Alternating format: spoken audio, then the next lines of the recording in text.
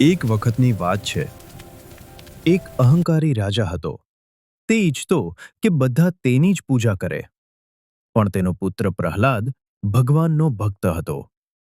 તે હંમેશા કહેતો, મારા ભગવાન મારી સાથે છે. રાજા ગુસ્સે થઈ ગયો.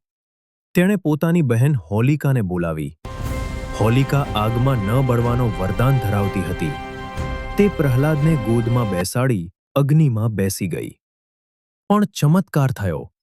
પ્રહલાદ સુરક્ષિત રહ્યો અને હોલિકા બળી ગઈ. આ ઘટનાની યાદમાં દર વર્ષે હોળી પહેલા દિવસે હોલિકા દહન ઉજવવામાં આવે છે. બાળ મિત્રો, આ વાર્તા આપણને શીખવે છે કે સત્યની હંમેશા જીત થાય છે અને ભગવાન પર વિશ્વાસ રાખનાર ક્યારેય હારતો નથી.